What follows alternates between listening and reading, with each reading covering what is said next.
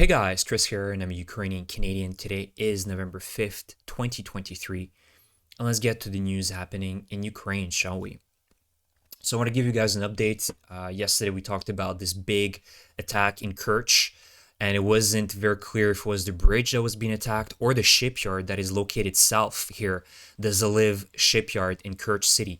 And so now we can confirm with certainty that it was the shipyard that was targeted, and the Ukrainians successfully managed to damage the Escold cruise missile carrier. And as you can see, some new satellite images that were released today confirmed that. You can see there's a fire by the pier and what appears to be the damaged superstructure of the vessel itself. So clearly this was a successful attack that at the very least damaged the ship.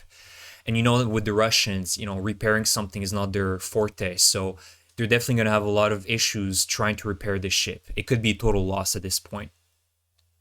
And the credit is given to the Storm Shadows. So the Ukrainians use the Storm Shadows or a scalp, so the same type of variation of the Storm Shadow. And it confirms again that the Russians are sitting ducks in Crimea. Their ships, their vessels are not safe anymore in Crimea. As long as Ukraine continues receiving these Storm Shadows, Russia is screwed, and they're going to lose every single, could be on a weekly basis, could be on a daily basis, but they're going to lose all their ships if they continue, having them very close to the front line in Crimea. And as I was talking about yesterday, the Ukrainians are obviously developing this long-range missile system called Rim-2, and it has a range of 700 kilometers, as I've talked about yesterday. So if the Ukrainians can successfully mass produce these Rim-2 missile systems, pretty much the Russians and their fleet, their Black Sea fleet, is nowhere can be safe for them in the Black Sea. Because even in Novorossiysk, this is their other important port that is on mainland Russia, and that's where they transferred most of their important vessels from Sevastopol to Novorossiysk. Because as you guys remember, the Ukrainians had a lot of successful hits earlier in the summer, or later in the summer, and in September. And so the Russians had no choice but to transfer these ships back into Novorossiysk, further away from the Crimean Peninsula, essentially confirming that they were defeated in Crimea. But even in Novorossiysk, if the Ukrainians can utilize these 700-kilometer range Rim-2s, they're well within range. If, let's say, they shoot them from Zaporizhia to Novorossiysk, that is more or less 500, 550 kilometers. And even closer to the other ports that they have in Tuapse, even then, they could even hit these other ports that Russia has in the Black Sea. So the Russians have no solution. They have no answer to that. So this is fabulous news, in my opinion. Now, I want to talk about something that is not so positive, and unfortunately, we have to talk about it because, it's kind of shocking to hear these types of stories. So if I go back to my main slides, I want to talk about a Russian attack that happened on Friday, so in Zaporizhia, and basically there was a Russian attack on Ukrainian soldiers that had gathered for an awards ceremony that was close to the front line in Zaporizhia. And I just cannot understand how throwing a ceremony near the front line is a good idea. It's pure foolishness. And now you can see that at the very least 20 Ukrainian fighters were killed, and they were all part of the 128th Brigade.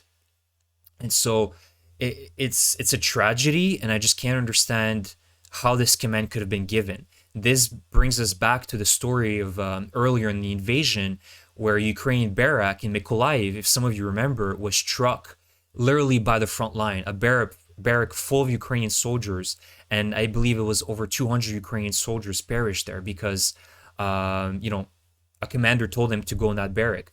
I just don't understand that. And, obviously it's war. Deaths happen on both sides, but this is something that could have been avoided. And so I believe that the commander or the people responsible for that order should be not only removed, but punished. So it's a tragedy, and I really hope that this doesn't repeat itself again. Now, today, Zelensky, there was an interview that was released between NBC and Zelensky. I recommend you guys to watch it because there's a funny moment, an unexpected moment in that interview.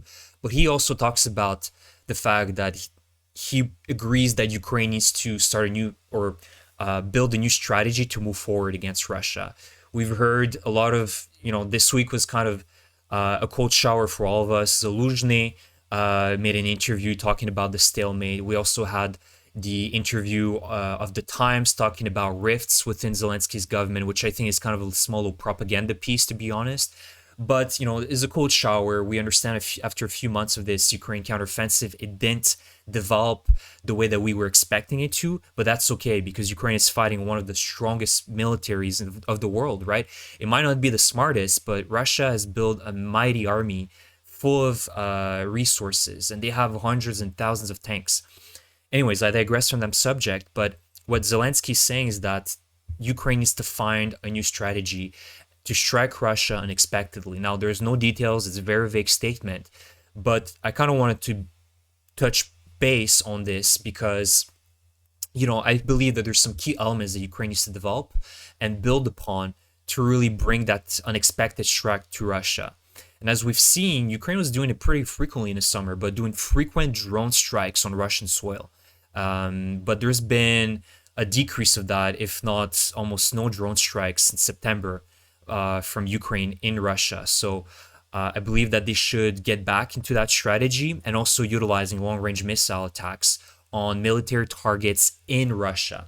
I've talked about it many times already, but anything that's air bases, military bases, oil refineries, key supply routes, weapon factories, ammunition depots, command centers, they're all legitimate targets that Ukraine should be striking as much as possible. And utilizing long-range drones, long-range missiles will bring them to that, to those objectives. The other thing I actually forgot to mention is, speaking of supply routes being targeted, actually Ukraine struck one very important supply route that is from Rostov to Mariupol. So through this road, somewhere in Donetsk, the Ukraine struck supply route that the Russians were utilizing to most likely transport vehicles, armored vehicles, and fuel, and other important supplies for the Russian forces. So that needs to happen more frequently, not only in here, but all throughout the front line in Russia. So not, striking them in Ukraine only, but also in Russia. That is extremely important. The other thing I want to talk about is basically the fact that we know that there's going to be 2024 elections in Russia. Now, we all know what the results are going to be. We know that Putin is going to re-elect himself, but they need to make these elections as difficult as possible for Putin. Throw dirt on him, find people that will turn and oppose him, find his weak spots. And his weak spots right now are in the Caucasus: Chechnya, Tatarstan, Dagestan. These are the kind of the powder keg for Russia. And I believe this is where, if Russia was to collapse, this is where it would start, in these regions. And, we know that Putin is obviously going to succeed in re-electing himself if he doesn't die by that point. But you need to make it difficult. And there's also been rumors, speaking of elections, that apparently, Zelensky is being pressured by the West that he needs to hold elections in 2024, which I think is absolutely ridiculous. Who holds elections during a full-scale invasion? We're going to see more of these Zaporizhzhia events, the event I've talked about in my previous slide, everywhere in Ukraine. Russia's going to be striking these election centers left and right. And it's going to limit the amount of people that are going to go to elect, because we know that the soldiers, some of the most important people that should have a voice in electing the next president, won't be able to. They'll have to defend the front line still. So I don't know who's pressuring Zelensky to do that, or if Zelensky even himself wants to do that, but I think it's an absolutely ridiculous idea. Nobody holds elections during a full-scale war. So that's why I think that Ukraine should be shifting energies. Instead of thinking how they can hold elections themselves, they need to think about how they can make the Russian elections as difficult as possible for Putin himself, and throw dirt on him as much as possible, just like Russia has been doing in other countries, including the United States, Ukraine, other countries. That's how they operate. They want to destabilize, so let's play the game on them. Let's destabilize their elections. Otherwise, there's also training undercover saboteurs and recruit local Russians that will operate on Russian soil. That will also make the job easier for Ukraine to strike these military targets, these factories, these other important command centers. I think that's really important. Cutting off the import of goods that are used by Russia to bypass sanctions. We know that Russia has been able to successfully bypass sanctions and they're going to pay any price necessary, even if it's triple, quadruple. The Russians will pay it if it means that they can rebuild their military or maintain their military. And I know that there's obviously some countries that are helping Russia, such as China, Turkey.